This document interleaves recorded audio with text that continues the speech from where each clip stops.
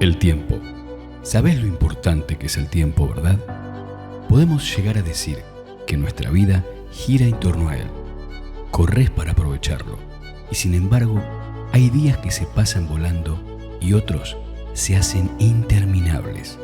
Tu vida está sujeta al tiempo, pero no lo es todo. Hay algo más que tenés que saber. La muerte no es el fin. Nuestra existencia es eterna y existen dos destinos, uno de felicidad junto a Dios y otro de castigo y sufrimiento. Cuando Dios creó al ser humano, le dio la libertad de elegir y elegís mientras tenés tiempo. La Biblia dice que no hay justo, ni siquiera uno.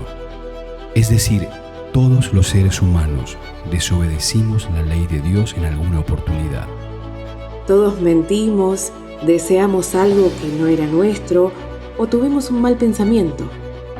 Todos pecamos y somos pecadores. Por esa razón, nuestro destino eterno era directamente el sufrimiento y la separación de Dios. A pesar de eso, Él no se dio por vencido, porque su amor es tan grande que busca que podamos elegir un camino mejor. Dios dice: no quiero que muera el pecador, lo que quiero es que dejen su mala conducta y vivan. Su deseo no son solo palabras. Él te ama tanto que no quiere que te pierdas. Y para eso te brinda su perdón a través de su Hijo Jesús, quien murió en la cruz cargando el pecado de todos para que puedas alcanzar la salvación. Si te das cuenta que el pecado te separa de Él y te arrepentís, lo podés hacer el Salvador de tu vida. Tenés la posibilidad de amigarte con Dios. Cree en Él y vas a encontrar la paz y tranquilidad que estás buscando, acompañadas de una esperanza y amor imposibles de comparar. El tiempo avanza y no vuelve. Hoy puede ser el día en que tu vida cambie. Ahora es el tiempo de acercarte a Dios.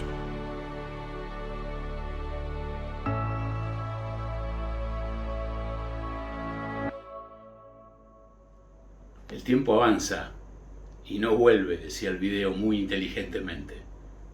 Te pido simplemente, en una reflexión de 2 minutos, que tomes una decisión desde ahora.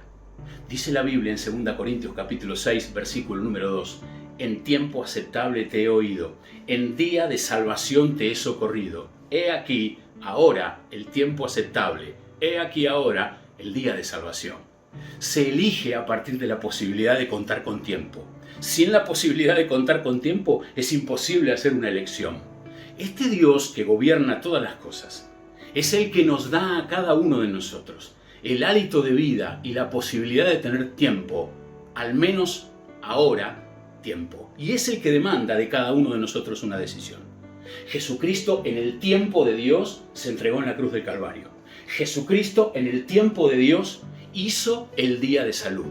Por eso te decimos que este es tu tiempo y que por la fe deberías lograr que este sea tu día aceptable y que por la fe deberías hacer que Cristo entre a tu corazón, entendiendo y reconociendo, cual dice Ezequiel capítulo 18 versículo 23, que Dios no quiere bajo ningún punto de vista que el pecador muera. Por el contrario, dice, claro que no. Lo que quiero, mi deseo, dice Dios, es que se aparten de su conducta y puedan vivir.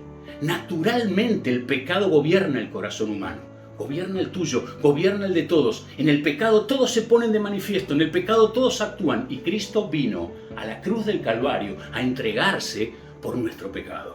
El punto es que de esto se hace cargo, el punto que esto lo recibe aquel que le dice a Cristo que entre a su vida, aquel que quiere creer, aquel que lo quiere recibir como Salvador. La vida cambia, es totalmente nueva, es hecha de nuevo y para siempre. Pero para eso hay que tomar en este tiempo una decisión, aceptar a Cristo por Salvador. Con una sencilla oración, decile que querés creer en Él, decile que lo aceptás por la fe y recibí la salvación de tu alma, que solo Él te puede dar. Qué bueno sería si en este tiempo tomaras la mejor decisión, recibir a Jesucristo como tu Salvador personal. Y si querés tomar esta decisión y nos lo querés hacer saber, podés mandarnos un correo electrónico a la dirección que aparece en pantalla o podés mandarnos un chat de WhatsApp al número telefónico que también aparece en pantalla. Por lo demás, Dios te bendiga muchísimo.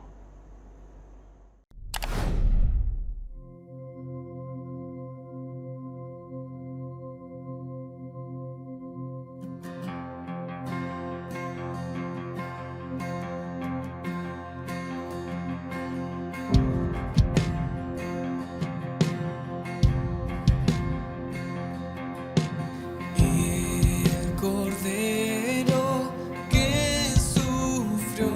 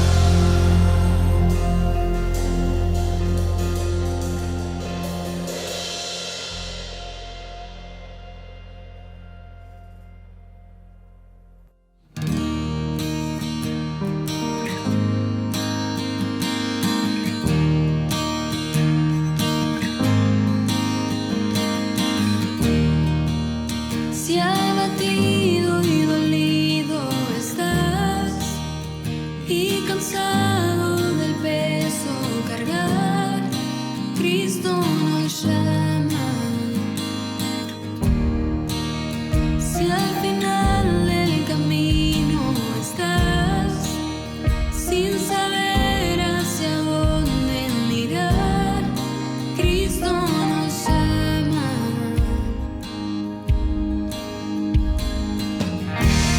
Ven ante su trono, el Padre te recibirá con sangre preciosa. Jesús borró nuestra maldad.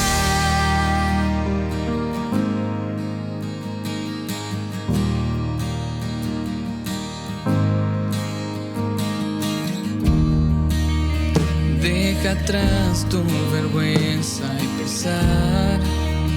Ven a Él, ya no esperes más. Cristo nos llama.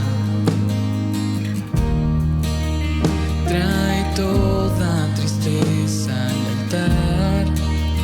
Nueva vida Jesús te dará.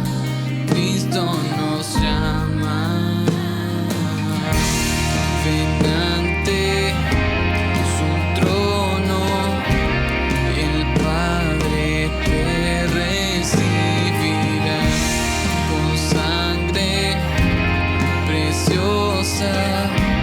Jesús borró nuestra maldad. Ven ante su trono, el Padre te recibirá con sangre preciosa. Jesús borró nuestra maldad.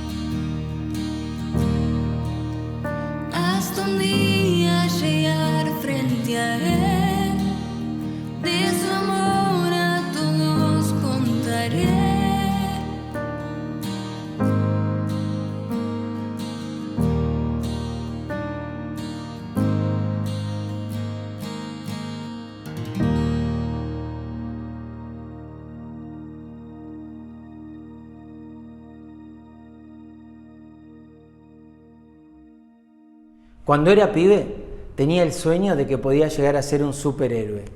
Bueno, en ese momento el superhéroe famoso era Superman y todos queríamos tener esa super fuerza y poder volar. Así que yo agarré este pasillo que estoy viendo ahora, donde estoy filmando, que era la casa de mis padres, y corría y me lanzaba al aire con la esperanza de volar. Los porrazos que me pegué, ni te cuento, moretones por todos lados, pero por si esto fuera poco, cabezón que era, me iba todas las mañanas a la cochera de mi papá, agarraba el auto del paragolpe e intentaba levantarlo en secreto, sin que nadie lo sepa, para ver si tenía super fuerza. Bueno, innegablemente no se puede ser un superhéroe y rápidamente me di cuenta de eso, pero después de conocer al Señor y después de crecer en Él, me di cuenta que sí podemos ser superhéroes para Dios, que sí podemos ser supercristianos, que sí podemos hacer muchas cosas para Él. Y no por lo que nosotros seamos, no por lo que nosotros tengamos, ni siquiera por nuestros talentos y hasta me atrevería a decir por nuestros dones, sino por esta habilidad que nosotros podemos tener de renunciar a nosotros y hacer que Cristo viva en nosotros cada vez más. Porque eso es lo que le gusta a Él. Él busca lo sencillo y lo hace exaltar delante de los ojos de los demás. ¿Cómo poder hacer esto? Bueno, ahí está el consejo que Dios le dijo a Pablo y Pablo le escribe a Timoteo en sus 2 cartas un montón de consejos, pero este es el que estamos meditando en la segunda de Timoteo, la segunda carta, capítulo 4 y verso 5, y Pablo le dice: querido Timoteo, yo te pido una cosa, que seas sobrio en todo, que puedas soportar las aflicciones, que cumplas tu ministerio y que hagas obra de evangelista. La pregunta es cómo poder hacer para poder ser un super cristiano en momentos de dificultad, de adversidad, de pruebas, de tentación. Bueno, la respuesta la escribe Santiago, hermano de Jesús, en ese primer capítulo de Santiago, al cual te invito a que agarres tu Biblia y lo puedas abrir y leer. Y te quiero invitar a que podamos reflexionar en 3 cosas. ¿Qué le pasa a un cristiano cuando se enfrenta a la prueba? ¿Y qué le pasa a un cristiano que quiere ser un super cristiano cuando se enfrenta a la tentación?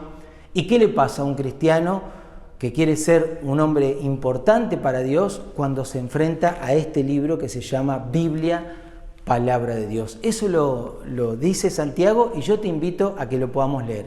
En el capítulo 1 de Santiago, verso 2 y 3 dice así: hermanos míos, tened por sumo gozo cuando se hallen en diversas pruebas, sabiendo que la prueba de vuestra fe produce paciencia. Mas tenga la paciencia su obra completa para que puedan ser perfectos y cabales, presta atención a esta palabra, sin que falte cosa alguna. Bueno, la Biblia dice que por ser cristianos podemos pasar por diversas pruebas. Y las pruebas pueden venir de distinto tipo, de distintos lugares y tener diferentes connotaciones. Pueden ser problemas con la salud en este tiempo que estamos viviendo, problemas con la salud de algún familiar de nuestro cercano que nos duele, que nos da dolor. Pueden ser que podamos tener problemas, no sé, en lo económico, en la escuela, en la universidad.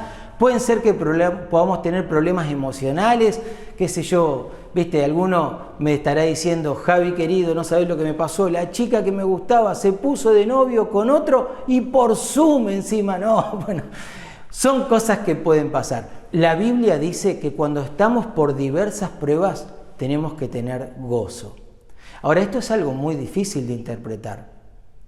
Mira, te quiero enseñar una cosa. La prueba la podemos enfrentar de 2 maneras. O la podés enfrentar pensando de que Dios es malo, de que Dios te está condenando, de que Dios se olvidó de vos, de que Dios no está mirando tu aflicción. Y cuando la enfrentamos así, en vez de ver un Dios de amor y de misericordia, terminamos viendo un Dios que nos está queriendo lastimar. La otra forma es la que enseña Santiago: tener paciencia y entender que en los tiempos de Dios Él todo lo tiene bajo control y nada se escapa de su voluntad. Cuando uno enfrenta la prueba, la adversidad, confiando en que Dios tiene todo bajo control, el resultado de esa prueba no es alejarte del Señor, sino que por lo contrario es tener madurez, para entender cómo Dios está obrando en tu vida y en mi vida también. Me viene a la mente en este momento recordar esa historia cuando los discípulos estaban en la barca y Pedro se baja y estaba en una gran tormenta, en una gran prueba, y de repente lo mira el Señor, le extiende la mano y le dice: Señor, sálvame. Preciosa palabra. Y el Señor lo tomó y lo tuvo en su sostén. A veces pienso que estamos en las tormentas de la vida y en las pruebas que Dios nos presenta para la madurez y entendemos o pensamos que el barquito que hace 5 minutos se está hundiendo es mucho más seguro que los brazos de Jesús que me están abrigando. Nunca te olvides, pruebas podemos pasar, pero la podemos pasar tomado de los brazos amorosos del Señor. Cuando eso sucede, dice acá Santiago, perfectos y cabales. Esto quiere decir maduros, para poder enfrentar nuevas pruebas y nuevas adversidades y poder ser un cristiano que sea más conforme al corazón de Dios. Ahora, segundo, mirá lo que dice Santiago. Dice que un cristiano también puede pasar por momentos difíciles, pero no por una prueba, sino por la tentación.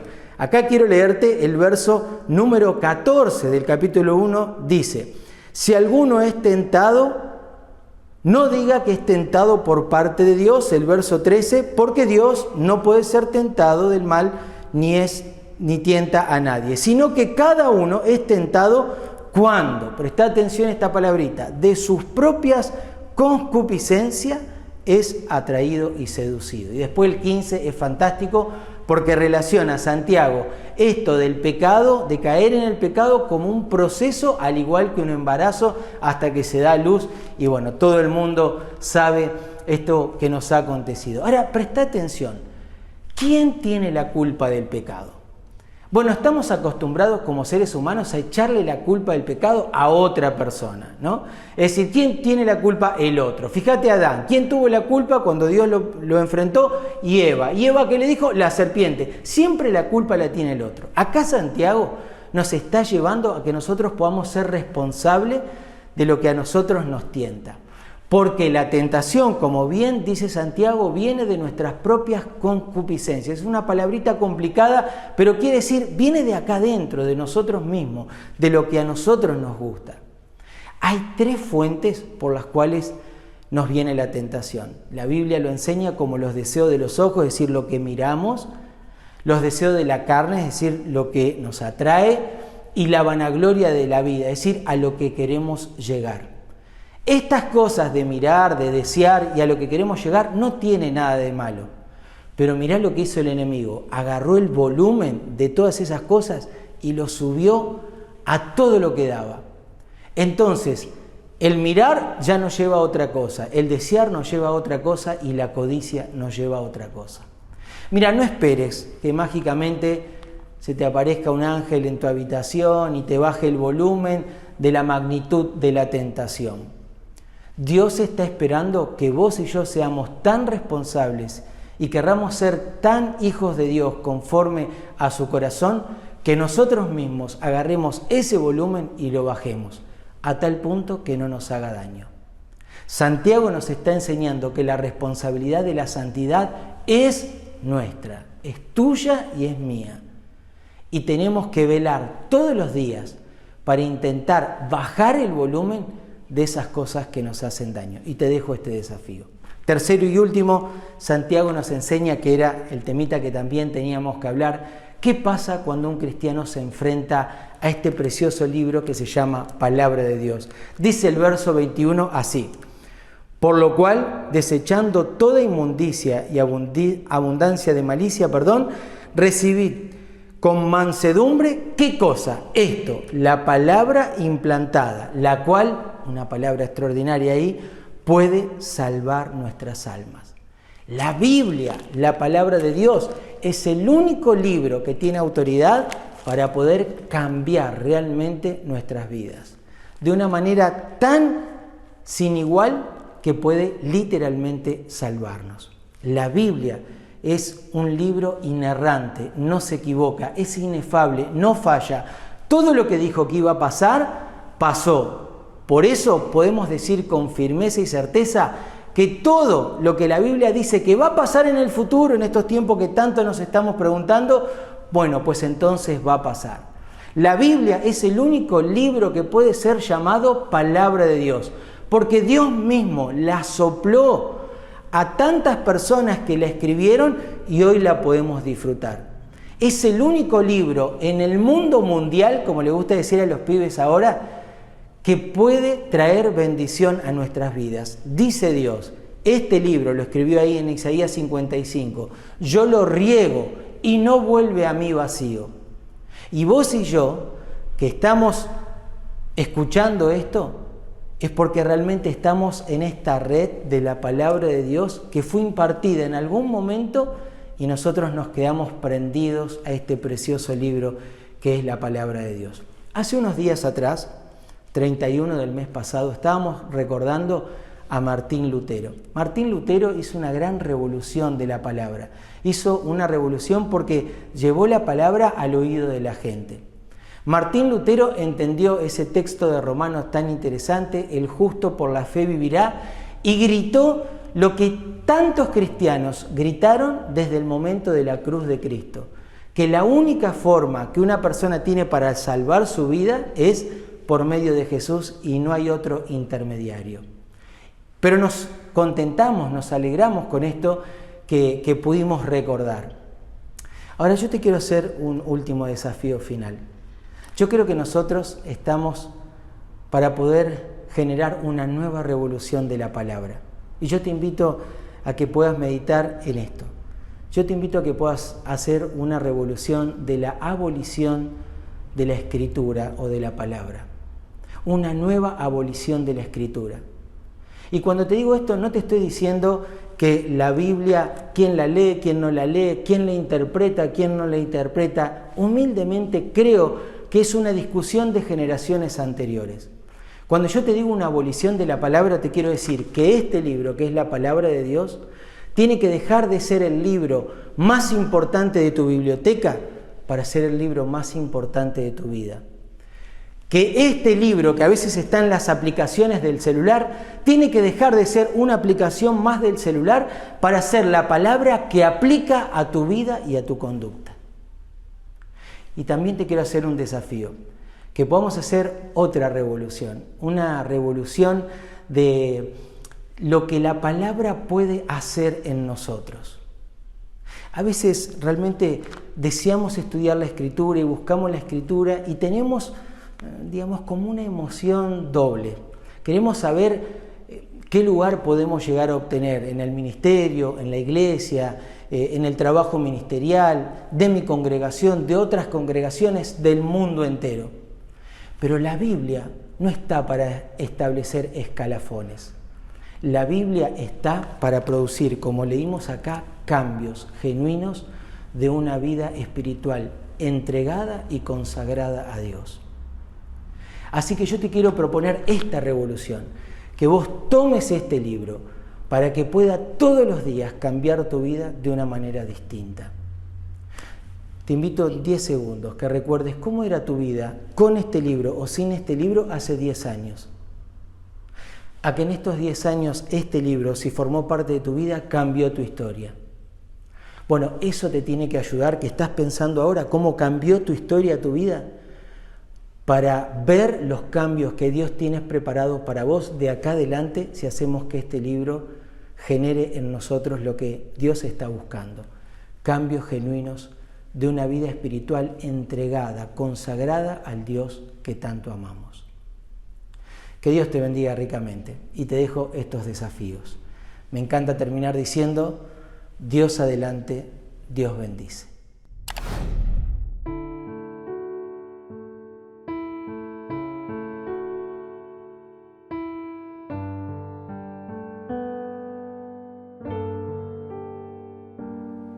Fuiste tú quien me enseñó a mirar con otros ojos, a descubrir el valor infinito de los otros. Fuiste tú quien me mostró que la vida se comparte, que vivir para sí mismo es perder la mejor parte. Fuiste tú, fuiste tú. Al venir a vivir aquí en medio de nosotros, al tocar con amor a los que estábamos rotos, al sentir y reír con esos niños traviesos, al morir tú por mí, cual ladrón en un madero.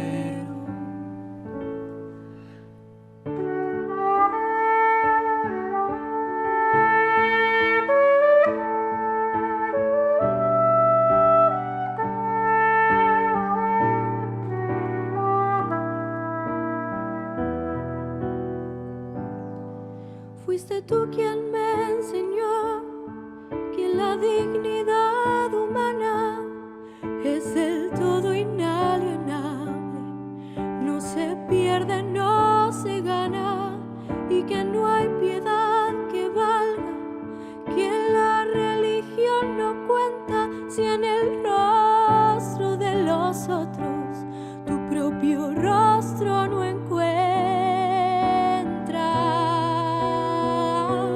Al venir a vivir aquí en medio de nosotros, al tocar con amor a los que estábamos rotos, al sentir y reír con esos niños traviesos, al morir tú por mí, cual ladrón en un madero. Al venir a vivir aquí en medio de nosotros, al tocar con amor a los que estábamos rotos, al sentir y reír con esos niños traviesos, al morir tú por mí, cual ladrón en un madero.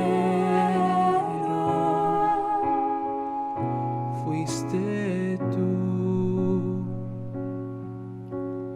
Fuiste tú.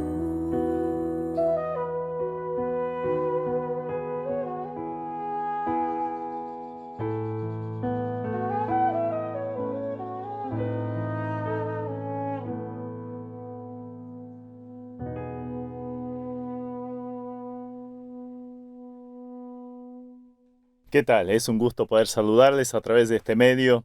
El tema que nos toca hablar es nuestro legado y también la sana doctrina, o respecto a la sana doctrina, cómo transmitirlo. Estos días recibía a través de WhatsApp de un amigo un devocional, y ahí hablaba acerca del patrón de metro que se encuentra bien resguardado allí en París. Y de manera que todos los metros en el mundo, para que tengan validez, tienen que estar de acuerdo con la medida de ese patrón. Entonces, todos los metros, sea en Argentina, sea en China, tienen que tener la misma medida. Antiguamente se medía con partes del cuerpo, como por ejemplo el codo, pero claro, esto cambiaba de acuerdo a la contextura física. Ahora bien, estamos viviendo en el tiempo de la posverdad. Significa que cada uno puede creer o hasta crear su propia verdad. Esto obviamente lleva a un conflicto de verdades. ¿Dónde está el patrón de la verdad? Solo puede haber una verdad. Este patrón lo tenemos en la palabra de Dios, que permanece para siempre. Todas las actitudes, entonces, todos los valores tienen que estar medidos en relación a ella. Por lo tanto, uno de los valores más grandes que Dios nos ha dado, encomendado, es la palabra. Pablo y Juan son los apóstoles que más énfasis hacen respecto de cuidar la sana doctrina. Por ejemplo, en 1 Tesalonicenses 2:15, el apóstol Pablo escribió que estuviéramos firmes en retener la doctrina que hemos aprendido. Si esto se lo escribía allí a los tesalonicenses, con mucha más razón a nosotros. Tenemos una doctrina, hemos aprendido y hemos recibido un legado. Tenemos que estar firmes en ella. y a su vez transmitirla también a los que nos siguen. Ahora bien, las últimas palabras del apóstol Pablo en 2 Timoteo 4 realmente son impresionantes. Vamos a ver allí tres conceptos. En primer lugar, una proyección impresionante. La introducción misma a esta serie de exhortaciones y advertencias a Timoteo y con esto también a nosotros, empieza con una tremenda solemnidad. Empieza diciendo, te encarezco. Y esa expresión significa una clara orden, tiene el concepto de una clara orden. Además, lo que sigue debe ser hecho delante de Dios. Te encarezco delante de Dios, que es el mayor interesado en que su palabra y la salvación llegue a todo el mundo. Añade también al Señor, delante del Señor Jesucristo. Allí tenemos los tres nombres o títulos más conocidos de Él, que nos hablan del señorío, que nos hablan de su salvación y también de su unción para el triple ministerio. Cuando somos conscientes de lo que Jesús hizo, hace y va a hacer por nosotros, no podemos de otra forma que seguir el ejemplo de los apóstoles cuando decían, no podemos hacer otra cosa que transmitir, hablar de lo que hemos visto y oído. Ahora, para completar la solemnidad de este versículo 1 de 2 Timoteo 4, vemos que está asociado con Jesucristo, que va a juzgar a los muertos y vivos en su manifestación y en su reino. Esto tiene un par de fases diferentes donde esto se lleva a cabo, pero la primera es el tribunal de Cristo, donde todos nosotros vamos a tener que comparecer y dar cuenta de lo que hemos hecho con ese legado, con lo que hemos recibido, estos talentos, los cuales se nos ha encomendado. ¿Qué vamos a hacer con ellos? Habrá un segundo juicio relacionado con esto al final de la tribulación, pero no para la iglesia. Y hay un juicio muy serio donde también se van a juzgar a todos los seres vivos, existentes, inconversos. Y va a ser al final del reino milenial en el trono blanco de Dios. Allí ya nadie será absuelto. Todos terminarán en la condenación eterna. Entonces, frente a esta tremenda realidad, ¿no nos duele en el alma las millones de almas que van a terminar allí? ¿Han recibido un mensaje? Evidentemente no. O si han recibido un mensaje, uno distorsionado, de manera que quizás no lo entendieron. ¿Qué tipo de mensaje transmitimos? ¿Realmente, cuando predicamos, reciben la verdad? En segundo lugar, un peligro imponente. Pablo varias veces advierte acerca de las falsas doctrinas en diferentes pasajes.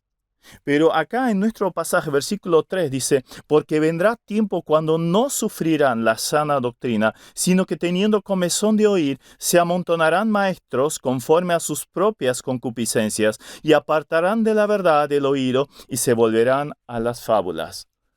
Las advertencias del apóstol Pablo de aquel entonces, hoy en día se volvieron absoluta realidad.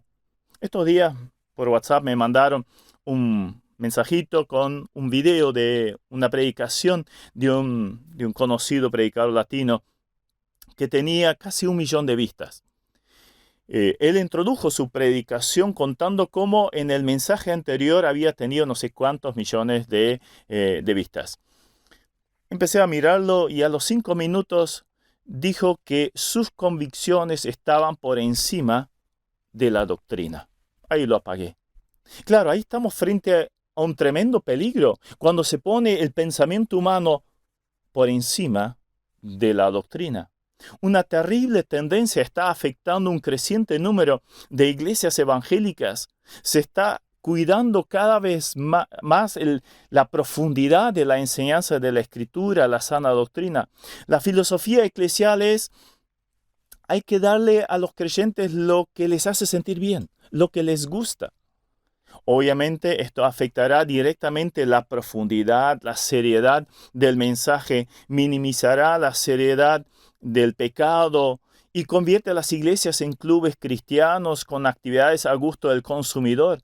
El evangelio que se va a predicar está asociado con la prosperidad y búsqueda de sensaciones, shows atrayentes, donde los tópicos de culpa, de pecado, de arrepentimiento, de infierno, de la sangre del Señor Jesucristo, prácticamente ya no aparecen. Y al estar viviendo en el tiempo de la posverdad, siempre va a aparecer alguna verdad novedosa a la cual seguir. Entonces tenemos una proyección impresionante, un peligro imponente, pero en tercer lugar, y esto es lo principal, un precepto inexcusable. Después de esa solemne introducción del apóstol y el tremendo peligro que señala acerca de la ausencia o la pérdida de la verdad, sigue la esencia del tema. Y allí dice en el versículo 2, que prediques la palabra, que inces a tiempo y fuera de tiempo, redarguye, reprende, exhorta con toda paciencia y doctrina. Entonces allí tenemos una clara tarea. La suprema obligación de cada creyente es la predicación del Evangelio y la enseñanza de toda la Escritura. ¿En qué momento? Allí el apóstol Pablo utiliza la expresión que instes. Es un término militar que se utilizaba para alistar a un soldado, demostrar a un soldado que estaba presto para meterse en la batalla. Incluye el concepto de urgencia, de preparación, de presteza. Ahora, lo debía hacer a tiempo y fuera de tiempo. No interesa si el mensaje sea popular o no, aceptado o rechazado, sea culturalmente propicio o anticuado, con fruto visible o no. Ni siquiera interesa si el predicador, el evangelio es perseguido. Nada de esto importa. La obligación está vigente en cada momento. En su momento Pablo señala a Timoteo que él había aprendido la verdad desde la niñez, y esa expresión significa desde ser criatura chiquitita. Ahora yo me pregunto, ¿qué padres todavía le dedican tiempo de enseñarle versículos bíblicos, de leer las historias bíblicas con sus hijos cada día? ¿Qué valor le damos a la enseñanza doctrinal a nuestros niños en la escuela dominical? ¿Con qué patrón van a poder comparar lo que aprenden en la escuela, a veces hasta en el jardín de infantes, luego en el colegio, la universidad, respecto, por ejemplo, ideología de género, teoría de la evolución, etc.? Nos tenemos que adelantar al error para que todos lo puedan comparar con el patrón de la verdad, el metro de la verdad, que es la Biblia. Ahora, ¿cuál es la forma? El apóstol Pablo acumula una serie de expresiones para mostrar lo que tiene que hacer el mensajero con la palabra. El mensajero redarguye, o sea, convence del error. No existe lo de la verdad a gusto del consumidor. También con la palabra se exhorta. Es la instrucción en el camino correcto a seguir, lo que incluye una actitud de empatía, de consuelo, de ánimo. Es como acompañarlo en el camino para encontrar la verdad. Y también tiene que reprender, mostrar claramente que esto no va, mostrar, señalar el error, no minimizar el pecado. Todo esto lo tiene que realizar con toda paciencia. Es la paciencia respecto a las personas que no siempre comprenden, no siempre aceptan. Y a su vez no nos debemos cansar en repetir las verdades continuamente como lo hacía el apóstol Pablo. En contraposición de la tendencia de diluir, distorsionar el claro mensaje, la exposición de la palabra tiene que ser hecha con toda doctrina.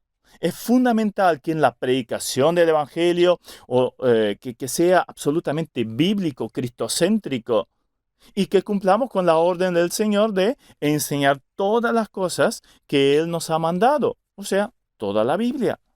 Como vimos, existe un gran peligro en buscar adaptar el mensaje al gusto del consumidor. ¿Cuánto tiempo le dedicamos al estudio profundo, personal o eclesial de la Escritura? La única forma de mantenernos firmes frente a una ola cada vez más fuerte de dilución y oposición a las verdades bíblicas es aferrarnos a la palabra. Ahora bien, como dice luego en el versículo 5, El transmitir esas buenas nuevas de salvación es una obra. Haz obra de evangelista. Es una tarea, es un trabajo. Es obvio que la predicación de la palabra no es una tarea sencilla.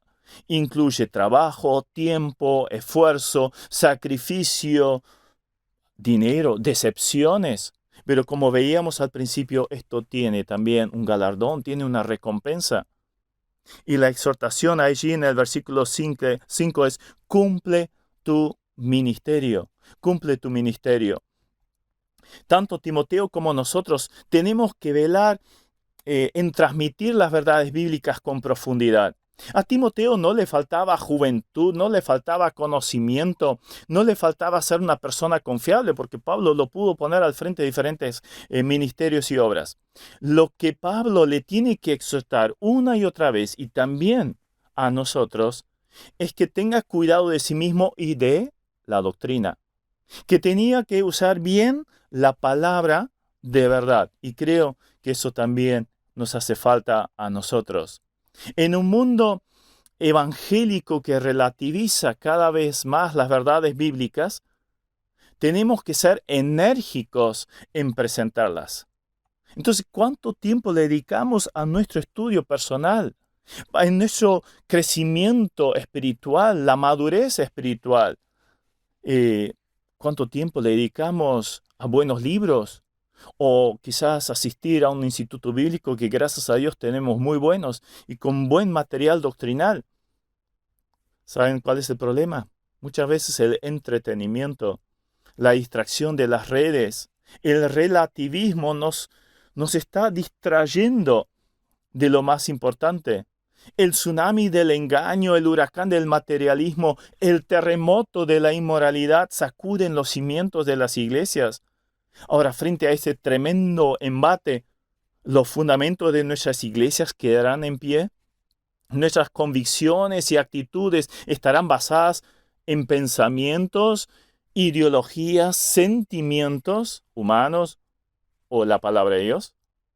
¿Qué lugar le damos al patrón de medida en nuestra vida? Juan decía un pasaje que me encanta: no tengo mayor gozo que este, oír que mis hijos andan en la verdad. ¿A cuántos hijos espirituales instruimos en la verdad? Demos lugar al llamado del Señor. Haz obra de evangelista. Cumple tu ministerio. Es un llamado trascendente. Somos los voceros del Rey de Reyes, nuestro Salvador. Si somos voceros, no tenemos un mensaje personal, sino uno que nos ha sido encomendado para transmitir. El Señor está por venir y pronto vamos a dar cuenta de lo que hemos hecho con este mensaje. Y con ello también la recompensa o la pérdida de la misma. Entonces, que nuestras obras sean reconocidas como oro, plata o piedras preciosas. Que hayamos transmitido estas verdades a generaciones que vienen detrás de nosotros con toda fidelidad. Haber cumplido primero esa palabra a nosotros y luego transmitido también. Y así haber guiado también muchas almas a los pies del Señor. Eso sí, será gozo sin par. El Señor nos quiere ayudar en ello. Amén. Estamos llegando al final y qué bueno que es pensar y reflexionar y guardar en nuestro corazón el consejo de parte de Dios. Tenemos que tomar una decisión, cada uno de nosotros. Y Dios quiera que hayas entendido y hayamos entendido lo que Dios quiere y demanda y pide de nuestras vidas. Como jóvenes tenemos un gran privilegio y una gran responsabilidad también en nuestras manos, de continuar extendiendo el mensaje de Dios, compartiendo el mensaje de Dios y también de cuidarlo, de cuidar la verdad. Y la verdad es lo que la Biblia, la palabra de Dios dice. Gracias a Dios por este tiempo que pudimos disfrutar. Como decía recién, estamos llegando al final y no queremos hacerlo sin agradecer a aquellas personas que han participado y que han sido y han estado involucradas en esta actividad desde todos los puntos de vista. Los músicos, los hermanos que compartieron la palabra, alguien que tengo detrás de cámara que se encargó de la edición y de preparar también toda esta transmisión. Muchas, pero muchas gracias a cada uno de ustedes y que Dios les recompense ricamente todo el trabajo que hicieron para esta transmisión. Recordamos, seguí nuestras redes sociales, Conferencia BA, que muy pronto vas a tener novedades y vamos a poder seguir compartiendo tiempo juntos. Muchas gracias a todos, nos estamos viendo muy pronto. Chao.